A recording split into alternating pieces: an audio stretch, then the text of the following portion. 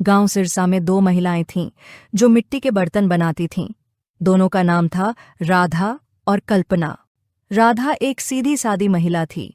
वह अपने घर के आंगन में दिन भर बैठकर बर्तन बनाती और फिर गांव-गांव जाकर उन्हें बेचने जाती। उसकी मेहनत, ईमानदारी और कड़ी लगन ने उसे बहुत सम्मान दिलाया था। वह हमेशा दूसरों की मदद करने के लिए तैयार रहती थी और किसी को भी धोखा नहीं देती थी। वहीं कल्पना एक चालाक महिला थी। वह भी बर्तन बनाती थी, लेकिन उसकी आदतें बहुत चालाकी से भरी थीं। वह बर्तनों में कुछ छिपी हुई कमियां रखती थीं, जैसे कि बर्तनों की गुणवत्ता घटिया होती थी, लेकिन वह उन्हें रंग बिरंगे रंगों से सजाती ताकि वे ज्यादा आकर्षक और महंगे लगें। कल्पना का यह तरीका काम करने लगा और लोग उसके बर्तनों को खरीदने लगे। एक दिन राधा अपने घर के बाहर बैठकर बर्तन बना रही थी, तभी कल्पना वहां आई। कल्पना ने मुस्कुराते हुए कहा, राधा, तुम अभी भी वही पुराने बर्तन बना रही हो? लोग तो अब नए डिजाइन और चमचमाते बर्तन पसंद करते हैं। तुम भी थोड़ी बदलो, नहीं तो तुम्हारी दुकान पर कोई नहीं आएगा। कल्पना, मुझे अपनी मेहनत और सच्चाई पर विश्वास है। मैं जानती हूँ कि मेरे बर्तन टिकाऊ हैं और लोग अगर अच्छे से समझें तो वे सच्चाई को पहचानेंगे। तुम सही कहती हो, लेकिन सच्चाई से कहीं ज्यादा तो लोग दिखावे को पसंद करते हैं। रंग बिरंगे और सुंदर बर्तन बेचने से व्यापार बढ़ता है। और तुम ये क्या कर रही हो? हमेशा उसी पुराने तरीके से काम कर रही हो। मैं तुम्हें दिखा सकती हूँ कैसे कारोबार करना चाहिए। राधा मुस्कुराई, लेकिन कुछ नहीं बोली। उसने सोचा, हर किसी का तरीका अलग होता है, लेकिन मेरी ईमानदारी कभी मुझे असफल नहीं होने देगी। कुछ हफ्तों बाद गांव में एक बड़ा मेला हुआ। गांव के लोग मेला देखने और सामान खरीदने के लिए उत्सुक थे।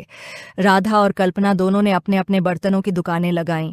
कल्पना आकर्षक आवाज में, आइए आइए, देखिए हमारे सबसे सुंदर और टिकाऊ बर्तन। ये बर्तन सिर्फ देखने में ही नहीं, बहुत मजबूत भी हैं। लोग आकर्षित हो गए और कल्पना के पास जुटने लगे। उसने अपनी चालाकी दिखाते हुए कह दिया, यह बर्तन तो आपको किसी और जगह नहीं मिलेंगे, और सबसे बड़ी बात, मैं इन्हें सस्ते दामों में बेच रही हूँ। राधा के बर्तन तो पुराने हो गए हैं, ये बर्तन सबसे अच्छे हैं। लोग उसकी बातों में आकर उसके बर्तन खरीदने लगे। राधा चुपचाप अपनी दुकान पर बैठी रही, लेकिन उसकी आंखों में थोड़ी चिंता थी। वह जानती थी कि कल्पना धोखा दे रही है, लेकिन उसने सोचा, लोगों को अपनी गलती जल्द ही समझ में आ जाएगी। मुझे बस अपनी ईमानदारी पर विश्वास रखना है। मेला खत्म होने के बाद कुछ दिन में गांव में शिकायतें आने लगीं। कुछ बर्तन तो बस पकड़ते ही टूट गए थे और लोगों को लगा कि उन्होंने धोखा खा लिया है। लोग कल्पना के बर्तनों की खराब गुणवत्ता के बारे में बात करने लगे। कल्पना के प्रति लोगों का गुस्सा बढ़ गया। लोग उसकी दुकान पर पहुंच गए और गुस्से में कहने लगे, ये क्या कर दिया तुमने कल्पना? तुम्हारे बर्तन तो ठीक से काम नहीं कर रहे, ये टूट रहे हैं और तुम हमें धोखा दे रही हो। कल्पना घबराकर बोली, नहीं नहीं, ऐसा नहीं है, ये बर्तन अच्छे हैं, बस शायद आपके साथ कोई हादसा हो गया होगा। लेकिन अब बात सब जगह फैल चुकी थी।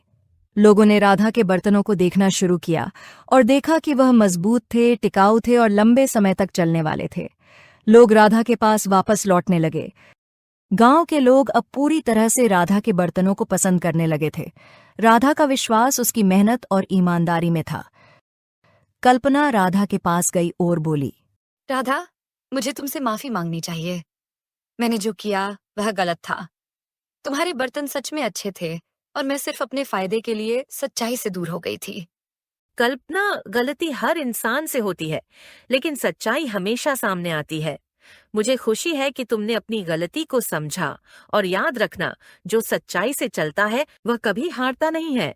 कल्पना ने राधा से माफी मांगी और दोनों ने एक दूसरे से दोस्ती का हाथ बढ़ाया। गांव में यह घटना अब एक उदाहरण बन गई और लोग कहते थे, चालाकी से कुछ समय के लिए फायदा हो सकता है, लेकिन अंत में ईमानदारी और मेहनत की जीत होती है।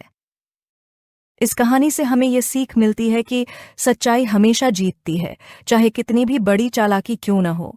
मेहनत और ईमानदारी से किया गया काम हमेशा फलित होता है।